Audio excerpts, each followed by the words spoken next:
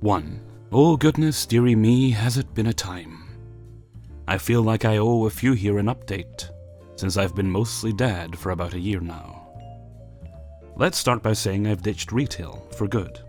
My long, constant journey through jobs has ended. I have found my forever place.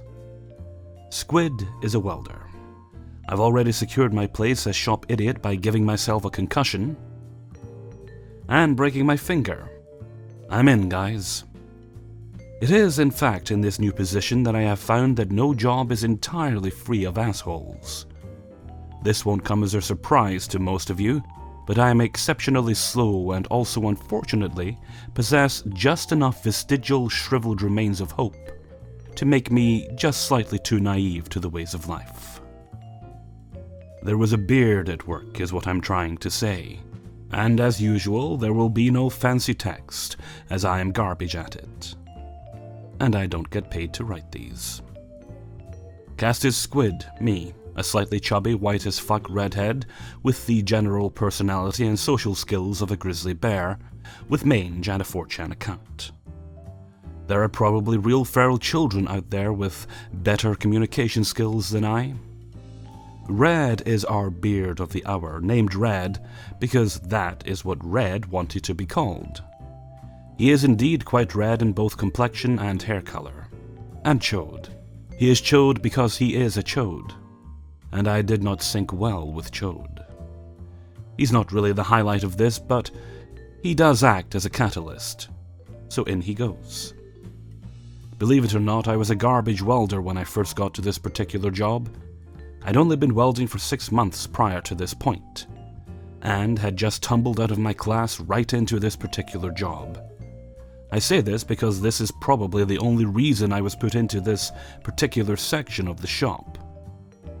After impressively destroying every test plate I ever so much as attempted to lift, my teacher graciously offered me the chance to clear my head by hopping onto a cleaning section of the line. I couldn't weld, but I'd get that oh-so-yearned-for experience that surely the rest of my classmates who weren't busy setting everything within a 5-foot radius on fire desperately sought. I was, of course, dripping in smug enthusiasm. This is a lie, I was pissed. Kicked off to the gulag, I started work aside my new temporary best friend ever, Red. Red was big, he was larger in girth, but not to the point where it was worth really noting. And this is mostly due to the fact that in order to be a welder, you at least have to pass some form of physical exam. If you cannot reach down and touch your toes, you do not get to be a welder, is what I've been told. You also have to pick up things heavier than a bag of Doritos, so this isn't really a bastion of sweaty, miserably out of shape, shuffling lumps of fat that tempt their fate every day just by exerting the energy it takes to crack open a bottle. Red did not set off any alarms. In fact, we got along pretty well the first few days on the line, just Red and myself. He seemed like a pretty decent guy with a raunchy sense of humor that I could easily go along with. And the day was spent cleaning welds and making dick jokes. Good times were had. Until Chode. You see, before I was sent out to the line, Chode was Red's partner on this section. However, they had pulled Chode aside to operate one of the many welding robots in the factory. A job given to people who cannot weld, and also have a tendency to literally ruin everything they touch. At least if the robot is welding, all they have to worry about is Chode choking on air and dying. He failed to do this though, and instead decided that Red needed some personal one-on-one while he had to operate the bot. Every now and again, Chode would grace us with his presence, and before I detail this, let me describe Chode for you all. Chode is a tall fellow, about 6 feet taller than my pitiful 5'2". He is also, like Red, hefty, but it has settled itself upon him in a very unfortunate way. See, at work, Chode's nickname is Round Bill. This is due to the fact that while Chode has a pair of dainty, delicate, bird-like lady legs, his upper half appears to be precariously perched atop them, like some kind of Cirque du Soleil balancing act. His ass had, under this kind of pressure, retreated permanently into his lumbar, ne'er to be heard from or seen again. Chode had informed me once that he had a girlfriend, though I can't really fathom how that came to be. But then perhaps I've missed some part of Chode that only comes out around his beloved. In any case, this particular story is not of Chode. Chode does, however, notice that his brother-in-arms, Red, has been cursed to toil with a lesser, weaker, stupider employee. Because as an official titty owner, I clearly never actually know what I'm doing at any point in my day. I'm pretty much just paid to juggle my boobs at the boss and talk about shoes. Chode is very quick to bring this up, loudly and laughingly informing Red that, "You're working with a girl! Oh my god!" and "No wonder you're so fucking slow! We haven't gotten any mainframes done," and so on and so forth. Chode's super obsessed with progress, but this will be detailed in another story.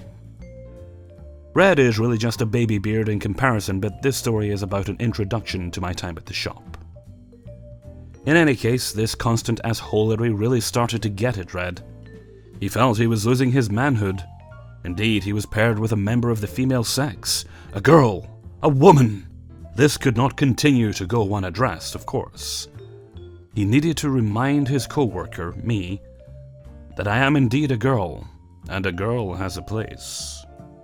So one day, after a lively conversation with Chode wherein we were, again, mercifully reminded lest we both forget that I was a woman inside a welding shop, which meant that the world was coming apart at the seams, Red merrily laughed and returned to me and boldly stated, "Yeah, Chode likes to joke. Don't worry, I told him at least I get to look at a hot piece of tits and ass."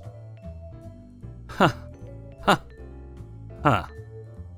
I guess my lack of girlish tittering threw him for a loop. Despite what I may say in the paragraphs here, my usual reaction to being openly insulted in real life is blank, silent staring. It's not particularly unnerving in the fact that it's scary. I'm 5'2" with the voice of an angry 7-year-old girl. But it does tend to suck the humor out of a spoken sentence when the recipient of that humor doesn't appear to find it funny. Red had enough self-awareness to not push it, and we continued. Oh, I'm sorry, that was temporary self-awareness. Let me fix that. I cut my finger while on this particular section, nothing major, but it was causing enough of a mess inside my glove to be uncomfortable. And I pulled the glove off to check out the cut.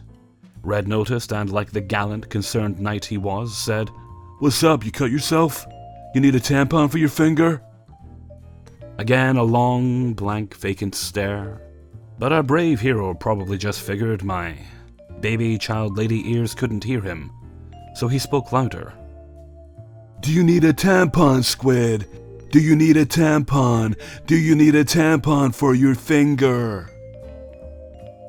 I did actually speak up this time. Bruh, stop it. This seemed to momentarily snap a gear in Red's brain, and his voice hiked up another notch. "Are you feeling violated? Are my jokes violating you?" Well, this went from 0 to 100 quick. "No, dude. You sound like a retard. Shut up. It's not funny." And he stopped. I know most of you usually see 8 or more paragraphs consisting of stalking and police, and the inability to understand a simple 2-letter word. But Red?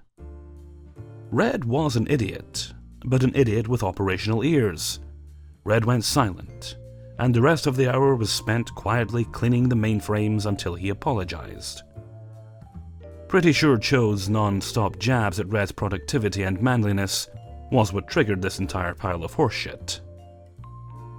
Chode did turn into my partner later on, and he'll get his own story too.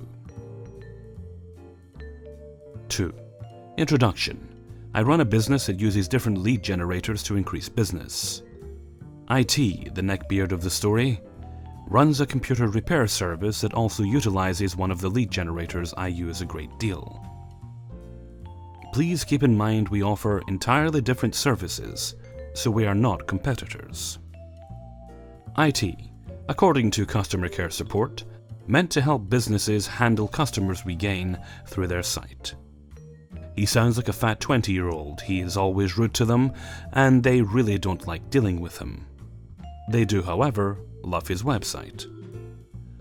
What I know from first-hand experience, this person is incredibly rude, racist, and completely full of himself. I've never met him in person, so I cannot comment on his hygiene, but I can tell you he definitely shares the "it's all someone else's fault" attitude his kind is known for. CC, customer care representative who spoke to me a bit about this guy, an overall great person and one of the 4 people I usually speak to regarding my customers. Hopefully the others will have comments regarding IT. This story begins with the platform's public communication system that lets different providers talk to each other to give tips and feedback about the system. At first I just read the posts from different people because it was mostly negative, but after a while I started getting involved in the conversations. IT and I would agree on things the platform could improve on, but of course our opinions would deviate. I saw how he could be when opinions didn't really go with his, so I just left those conversations alone until he really started insulting some guy for talking about how the platform had helped his business, and you just have to figure out how to utilize the assets it makes available to you. At first, I lightly told him off. Then it turned into a full-blown argument. 10 minutes after I posted my third and pretty harsh message, I received a call that immediately ended. Then I got a second one right after. It was a soundboard telling me to go fuck myself. I already knew who that had to be. In about 9 months of having this business number, I never received a prank call, but I checked the message board just to make sure I wasn't jumping to conclusions. Yep, he responded about 2 minutes before I received that prank call. About an hour later, I received a message on Yelp. For those who do not know, Yelp is a site that lets people find and review companies that offer products and/or services in their area. You can search outside of your area as well. At this point, I was getting pretty annoyed, so I decided to look at his website.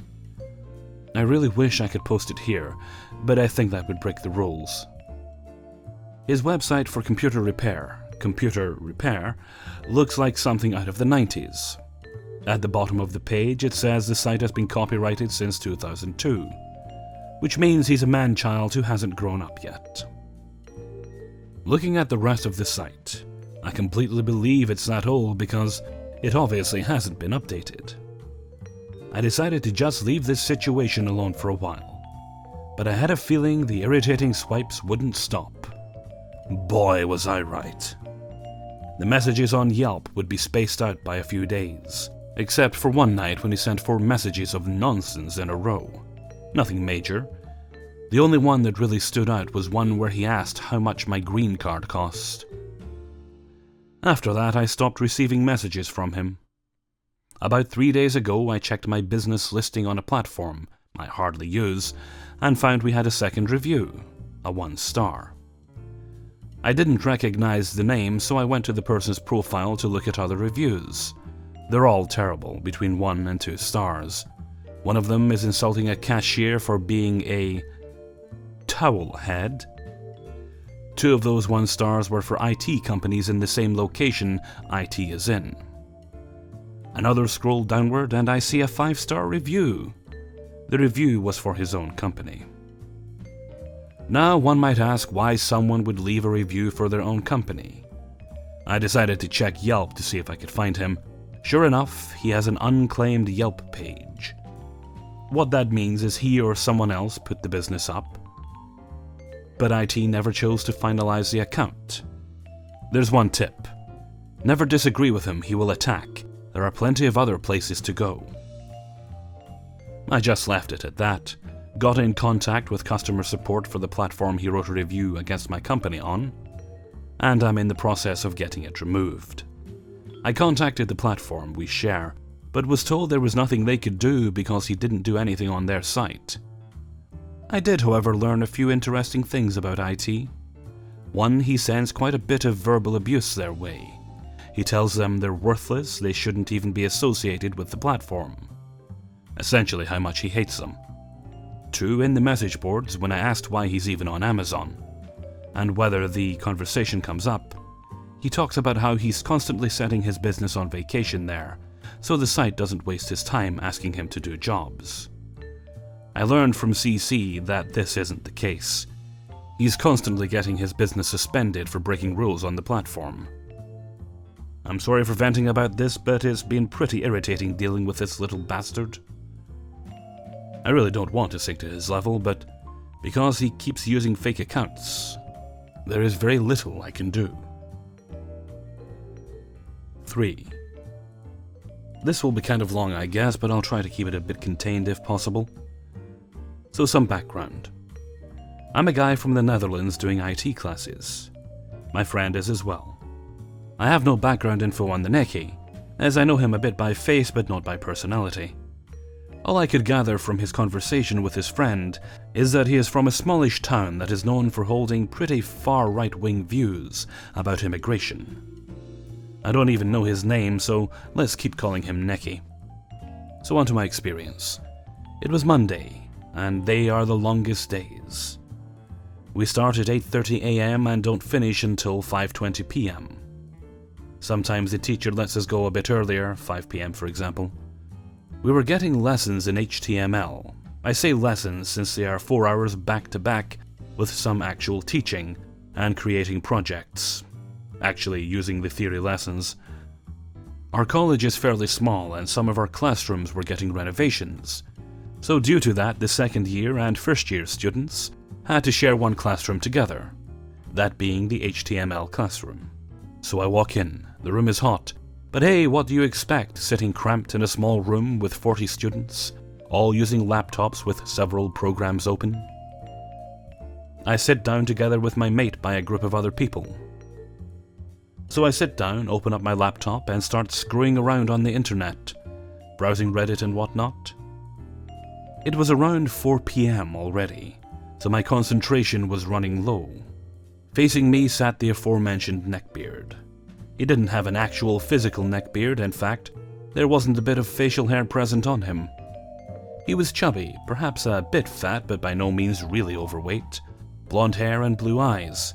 He did smell a bit sweaty though when I walked past him.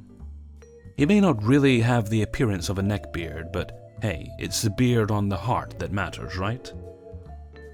So a couple of minutes go by, and this guy is in discussion about the PVV, a political party in our country dedicated to the far right pretty much. And I say to my friend, who was half listening too, the entirety of the PVV party and his voters consists of complete and total idiots, as well as trashy volks. And while we're at it, the people supporting Trump here are rather ignorant about what he does over in America. So the neckbeard stops talking to his mate, looks at me and his friend a few times, while saying out loud, Top Keck, look at him getting all triggered already. I simply say to him, what do you mean triggered? It's not like I'm standing here, angrily shouting my opinion to you, getting mad. I'm simply telling my opinion on the matter to my friend over here. He keeps ranting, and at this point, he starts to annoy me. So I put my earbuds in and listen to some music. The lesson ends, we walk out, and I still hear him talking to his friend about Holland is for the Dutch people and not for foreigners. Time for them to fuck off since none of them wants to convert to our culture. They should all be kicked out. What is ironic is that he seemed to be the one getting triggered here, as he was pretty angry while saying this last sentence, and apparently kept talking about the subject for 15 minutes as I sat with my earbuds in. I don't talk to him, but I spot him occasionally in the cafeteria downstairs. Maybe I was a bit in the wrong for suddenly butting in and talking audibly to my friend about this, but damn did his response seem neckbeardy to me. 4. I worked at a retail store at an outdoor outlet mall in a pretty hot state, relevant from the ages of 17 to 19. This mall was completely dead all the time, and a lot of the time I was the only one manning the store all day, but occasionally on the weekends I would be paired with another employee. Most of these times I was paired with our not-so-friendly neckbeard. Characters. Me, 19 at the time of this story, athletic, blonde, tall, confident, stereotypical pretty boy. I straighten my hair when it's humid out, and all-around normal person with good friendships and ability to grow a full beard. Chad, the store manager, who is an absolute legend, 50 years old, used to buy me beer when I was underage, father of 2, all-round nice guy and fantastic boss. Neckbeard look. 32 years old, 5'7", really skinny, like 110 pounds. Always wore baggy jeans and graphic t-shirts with trainers. Had thinning, greasy hair, no physical neck beard, but it was definitely there in spirit. A little bit about Neckbeard look, which is relevant. He's insanely fascinated with women, as it's all he talks about. And most of the time he's talking about young women, girls, like teenagers. One time I brought my girlfriend into the store and I saw him visually undress her. She was 16. Whenever a young 12 to 15-ish girl walked by the store, he would never fail to comment on her body. Anyway, it was a Saturday in August, I believe. And as I live in a hot southern state, it was excruciatingly hot outside. So naturally, the few customers who were braving the heat were scurrying inside the nearest store just for some respite from the sun.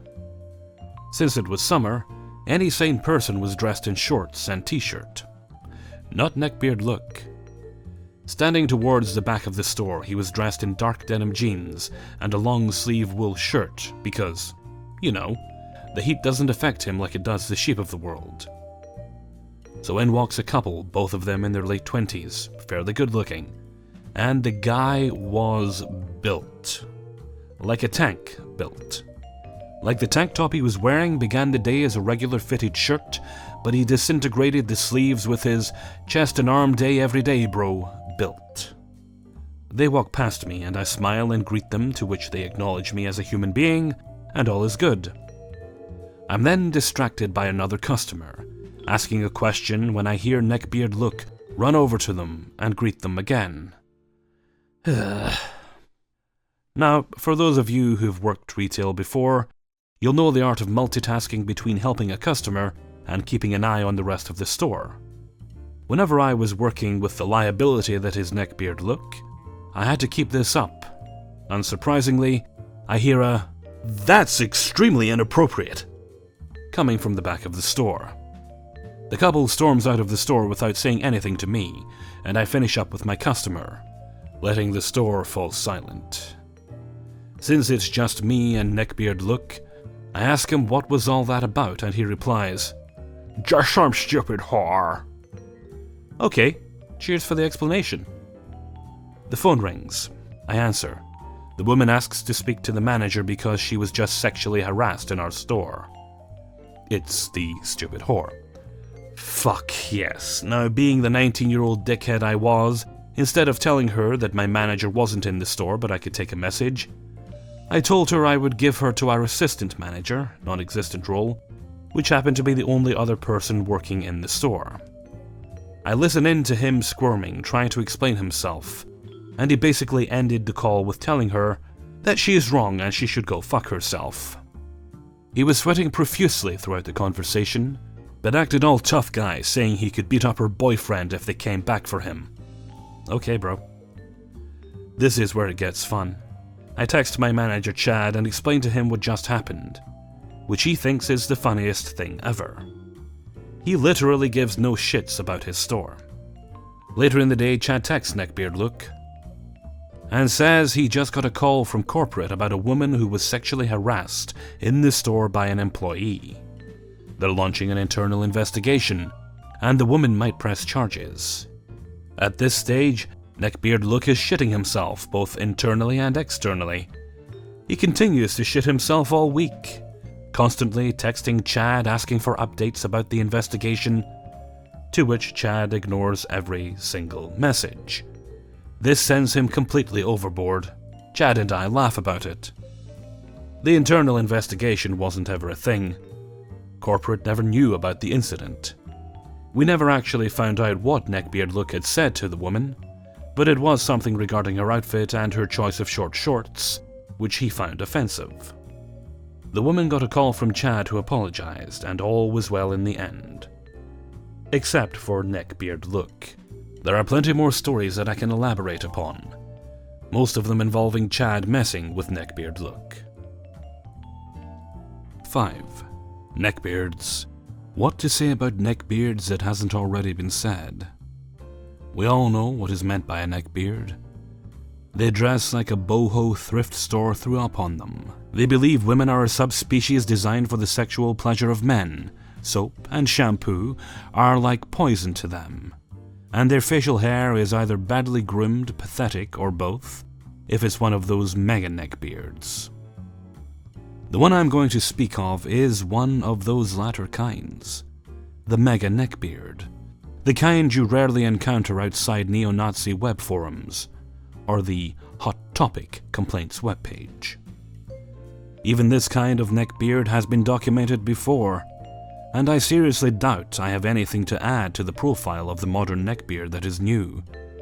So I present this encounter purely for entertainment, and for solidarity to those who have also had run-ins with this particular brand of weirdo. First off, I'm a female and I read comics. This would have been unusual maybe in the 2000s, but now it's 2017, it's not that weird to be a girl and to like comics. It's no longer something you wear like a badge of honor, ooh look at me, subverting gender norms and all that jazz. At least where I live and in the shops I frequent. This neckbeard epic traverses 2 stores. Incidentally, the 2 most popular in my city. The staff of both places know me very well, because I am in there at least 4 or 5 times a month to pick up singles and sometimes trades. The first place is a well-known and well-used airy space, staffed by a friendly series of 20-somethings, who have a smile for everyone that walks through. The second is accessible only by 3 flights of stairs above a money-changing shop and is staffed almost exclusively by a judgmental older dude who likes to talk about his ute and will give you dirty looks if you're buying something he thinks of as unworthy. It took me about 3 months to win him over. My willingness to spend money and take recommendations eventually cracked his armor, and underneath there was something squishy and pink that just wanted to be loved. Let me be clear. Older Dude was not a neckbeard. He was equal in doling out his hate and bitterness toward the human race. In the second shop I do a lot more talking because they're not as busy as the other place, and because Older Dude will talk for about 15 minutes at a time if you don't stop him. First time I noticed a neckbeard was in this store. Older Dude and I were talking about the book I had just bought, whether the writing-drawing duo might arguably be the best to work on Batman comics, blah blah blah, nerd talk, and this strange scent struck us. It was a potent marriage of unwashed man-pits and Old Spice. Our eyes met. Older Dude peered past me conspicuously and spied the guy in the back of the store, sweating over this comic with a generously endowed, scantily clothed woman on the front. This neckbeard, whom we shall refer to simply as Edgelord, looked like he had been invented to the exact specifications of a neckbeard in some kind of secret lab that produced them. He had sparse ginger hair going from his Adam's apple to his bottom lip, where it stopped abruptly in this thick hairline. The hair curved up from his bottom lip into wispy wings, barely joined in a pair of sideburns that were only there if you squinted. Atop his short red locks, a fedora perched daintily, with a My Little Pony badge pinned to the brim. He wore a leather trench coat, and I live in subtropical Australia, so this is some serious devotion to his style. The trench coat had been mutilated by wreaths of chains hanging off him, so that he jingled like a bunch of house cats when he shifted his weight, and had this grinning devil patch sewed haphazardly onto each elbow. He wore khakis and sandals with polka-dotted socks. Older Dude and I needed a moment to take in what we were seeing. As Australians, we are used to seeing lads, which are a particularly Australian brand of young ruffian males. Neckbeards normally do not populate the lands this far south of the equator. We're both a little terrified. Anyway, Edgelord must have noticed the lull in conversation, because his head snaps up and he rushes the cashier. I genuinely thought he was going to hit one of us, but instead he slapped the saucy comic down on the counter and said, "This." Older dude says something to the effect that he has to finish my transaction before he can help him. Edgelord says, "She's had enough time. She's been up here talking for 10 minutes. I was listening." I'm a short woman, but the fact that I'm quite broad in shoulder and hip gives me an advantage when someone decides they want to shunt me to the side. So I'm able to bump this guy out of my way and scoop up my book. He looks at me like I was the one who had just charged him, waving a porno and shunted him bodily to the side. I say, "Too easy, mate. All finished up here." He notices what I'm holding and tells me I shouldn't be reading that because it's too gritty for a girl. It was Dark Victory, a kind of grim noir detective story with lots of wanton murder. The kind of stuff I tend to reach for. Already read out of the library, just adding it to my collection. Edgelord behaves as if he hasn't heard this and says I should read something lighter, then points toward the pinkest, most milquetoast looking comic on the shelf. There are flowers on the cover, ergo, ideal female reading material. I'm all right, and I hastily excuse myself, alas, abandoning older dude to brave Edgelord on his lonesome. Next time I heard of Edgelord was from one of the 20-somethings at the other store. He says a guy had come in the other day who smelled like death and cologne. I asked him if the guy had a ginger beard, then related my own experience with Edgelord when he confirmed this. The nickname Edgelord was born that day, because the clerk mentioned Edgelord had been wearing an anime girl on his shirt, whose eyes had been dramatically X'd out in permanent marker. Apparently Edgelord had attached himself to 2 women, browsing the manga section, and tried to convince them One Punch Man was not for girls, and to try Sailor Moon instead. Don't get me wrong, Sailor Moon's butch as fuck, but leave the women to their bald superheroes, you know? When they ignored him, Edgelord went on to talk to the clerk.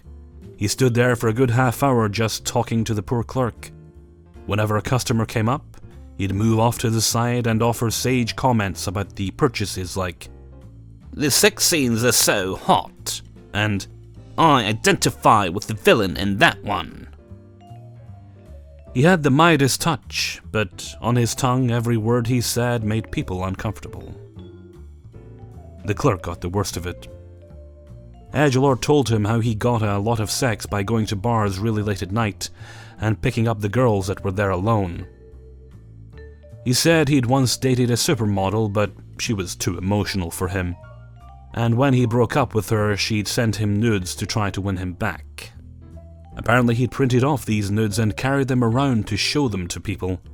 The clerk recognized this allegedly heartbroken girl as a famous porn star, doing one of her more well-known sets. Edgelord carried off a bunch of these screenshots as proof he'd had a super hot ex-girlfriend. He even showed them to me once, much later in our reluctant acquaintanceship. I visited the second shop that same day and talked to older dude about his impressions of Edgelord. He revealed that Edgelord had been quite perturbed by a female presence in a comic shop, and like some stereotype basement-dwelling panty-sniffing freak from the late 90s, proceeded to complain that the only time women should ever show their face in a comic book store was on the pages. And even then, acting as love interests. He confided in older dude that he didn't like this whole wave of independent female characters, and looked forward to the day the feminist fad passed. Older dude told him in no uncertain terms to fuck off. You'd think a display of masculine authority like that would have scared Edgelord out of repeating the arduous journey up there, but you'd be wrong, unfortunately. He turned up about 2 weeks later, when I'd gone in to pick up a new graphic novel. This time I was with a male mate of mine. This mate of mine happens to be a very tall Maori man who just finished getting his facial tattoos done. He is, of course, made of sunshine and rainbows and kittens, but his external appearance certainly communicates the ferocity which his paternal ancestors were famous for. Yet, even he couldn't keep Edgelord at bay. Edgelord spots me with a flash of recognition. He starts to smile, then notices my mate, and the look becomes one of horror. "You're dating outside your race," he exclaims out of the blue, just like that. I tell him firstly there is nothing wrong with dating someone outside of your ethnicity, and the whole reason this modern world his skinny white ass is so used to exists is because of intermarriage and globalization. Secondly, I tell him we're not dating because of some knee-jerk reaction. This seems to open the floodgates for him to creep on me. One time, he spotted me in the city centre, having a coffee by myself.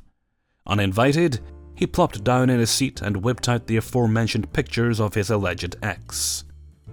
Not having much patience for him at this point, I say, "That's a porn star." He doesn't miss a beat. "Yeah, cool, huh?" "She lives in Germany."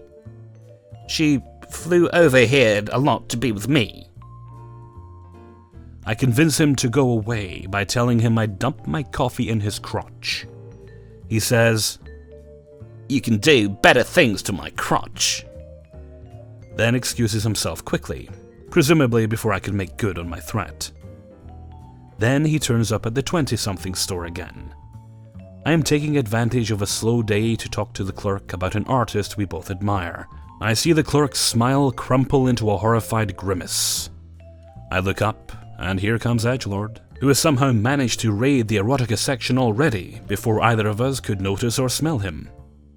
My first instinct is to run away. My second, the one which wins out, is to stick by my clerk bro, lest I stick in his memory as that one chick who ran out on him when Edgelord came on the prowl.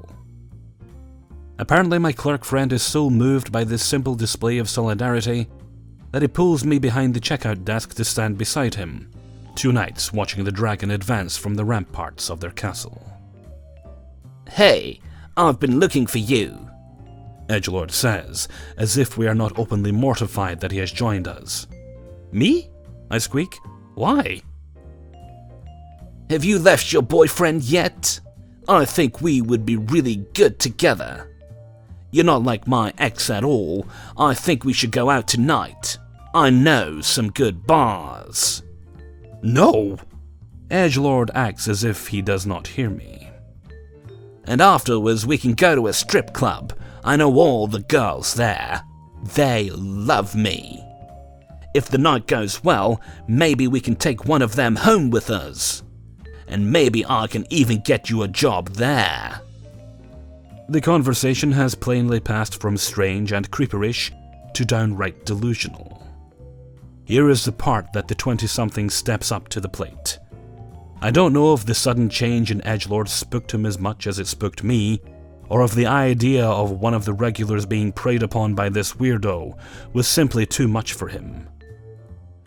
Whatever the reason was, 20-something suddenly summons the courage to seize a broom from the back room and thrusts the straw end over the desk, shoving Edgelord in the chest. The erotica falls to the floor. "What the fuck, man?" screeches Edgelord. "Get out! You're banned from here! Go, go, go!" He punctuates every other word with a smack of the broom. "You can't ban me!" protests Edgelord. "You are bothering my customers. You've done it before." "I'm gonna speak to your manager." "I own this fucking store. Now get out, and if you ever come back, I'm calling the police." I'm impressed. Firstly, a 20-something owning a lucrative business. That's unusual. It is also the first time I have ever seen a person chase another person out of a store with a broom. I've seen it before with bouncers, or one memorable occasion when I watched an unruly drunk get pushed backwards out of a bar, with the business end of a bar stool, but a broom. It is all I can do not to applaud when Edgelord finally turns tail and runs down the street, jangling all the way. That was the last time I saw Edgelord. Apparently, being chased off by the owner of one of the best stores in the city can permanently put you off comics, and the women you discover to creep on who are buying them. By far the worst part of this story is that none of my friends believe me when I tell them the part about the broom. Hey everybody, Hellfreezer here, and thank you very much for listening to Neckbeards in the Wild number 5. Thank you very much to everybody who allowed me to use and sent in stories for use in this video. Well, I did say last week it was going to end up being longer. I think this video is going to come out close to 40 minutes. Not sure in the exact length, but it should be close to 40 minutes. So hopefully it was worth the wait. Oh, and in regards to the broom story, it does actually happen. I remember chasing someone with a broom in my former place of employment. You may have heard me tell this story before, but quick recap. A guy was harassing a member of staff, turns around, sees me there. I hadn't actually done anything, but I did make sure I was close to the counter just in case he went for the guy, so I could grab him. So he finishes harassing my colleague, turns around, sees me, and threatens to get me for some unknown reason. He then proceeds to leave the store while I'm standing there a little bit dumbfounded, trying to process, did I actually just hear that? Did he just threaten me randomly? At which point I concluded, yes, he did. So I then chased after him with the broom in hand. And I said, alright, you don't have to wait if you want to fight, if you want to get me. Let's do it right now then.